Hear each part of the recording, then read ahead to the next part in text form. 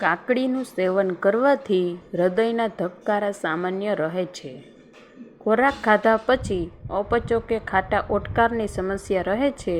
તેથી ડુંગળી પર લીંબુ નીચવીને તેને ભોજન સાથે ખાવું જોઈએ. તેનાથી અપચો થતો નથી. રાત્રે સૂતા પહેલાં મોઢામાં એલચી રાખો. તમારા મોઢામાં ક્યારેય દુર્ગંધ નહીં આવે. જો તમને સતત એટકી આવતી હોય તો એક લવિંગ પાણી સાથે ખાવો. તેનાથી એટકી બંધ થઈ જશે. જો તમારા લીવરમાં નબળાઈ હોય તો સવાર સાંજ સાબુદાણાનો ઉપયોગ કરો. લીંબુના પાનનો ભૂકો કરીને તેને સૂંઘવાથી માથાનો દુખાવો મટે છે. સવારે ઉઠ્યા પછી આંખ પર ઠંડુ પાણી છાંટવાથી આંખની રોશની વધે છે અને મનને ઠંડક મળે છે. જો તમે ઈચ્છો છો કે તમારો ચહેરો તમારી ઉંમર 18 વર્ષ જેવો દેખાય તો કોબી અને દહીંની ક્રીમ એકસાથે મિક્સ કરીને ખાવો. ચા સાથે આદુનો એક નાનો ટુકડો નાખવાથી વ્યક્તિને કમજોરી ઓછી આવે છે. દહીં અને કેળાનું એકસાથે સેવન ન કરો. આમ કરવાથી શરીરમાં નુકસાન પહોંચી શકે છે. સૂંઠનો પાવડર ખાવાથી ઓબકા અને ઉલટીમાં રાહત મળે છે અને શરદી દૂર કરવામાં ફાયદા થાય છે. એલોવેરાનો રસ પીવાથી પાચન શક્તિમાં સુધારો થાય છે અને કબજિયાત દૂર થાય છે. તે ઘા અને ચેપને રૂઝાવવામાં પણ મદદરૂપ થાય છે. ગરમ પાણીમાં મધ અને લીંબુનો રસ ભેળવીને પીવાથી શરદી મટે છે. તુલસીના પાનનો ઉકાળો પીવાથી ઉધરસ મટે છે. આદુ, લસણ અને હળદરની ચા બનાવીને પીવાથી શરદીમાં રાહત થાય છે. જો તમને નબળાઈ લાગે તો કાજુ ખાવો. કાજુ શરીરમાંથી નબળાઈને દૂર કરીને ઉર્જા પ્રદાન કરે છે. જો વાળ ખરવા લાગે તો કાચા ઈંડાની જરદી વાળ પર લગાવવાથી વાળ ખરતા બંધ થઈ જાય છે. જો તમે કમરના દુખાવાની સમસ્યાથી પરેશાન છો તો રોજ બપોરે પાણી સાથે થોડું કાળા મરીનું ચૂર્ણ લેવાથી તમને દુખાવામાં આરામ મળશે. હૂંફાળા પાણીમાં મધ અને લીંબુનો રસ ભેળવી પીવાથી ગળાના દુખાવામાં આરામ મળે છે. જો વધારે પડતું પરસેવો થતો હોય, પાણીમાં ફટકડી નાખીને સ્નાન કરો. પરસેવો ઓછો થવા લાગશે. ભૂખ ન લાગે ત્યારે 1 ગ્લાસ પાણીમાં કાળા મરી, મીઠું અને લીંબુનો રસ મિક્સ કરીને પીવો જોઈએ.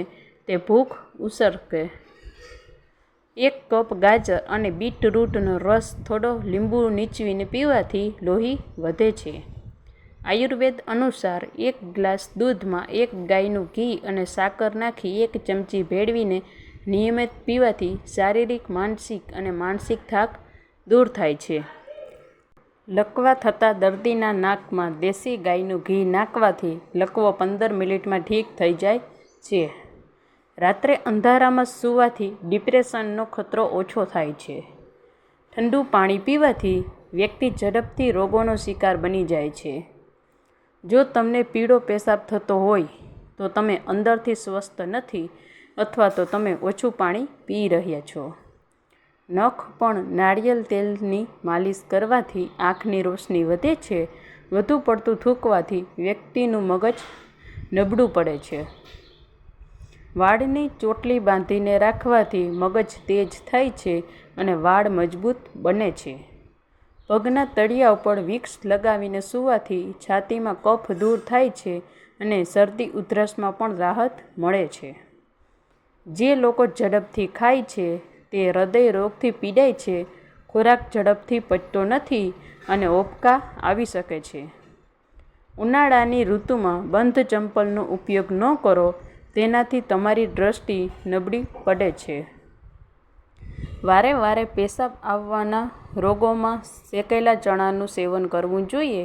ગોળ અને ચણા ખાવાથી પેશાબ સંબંધિત સમસ્યાઓમાં પણ રાહત મળે છે.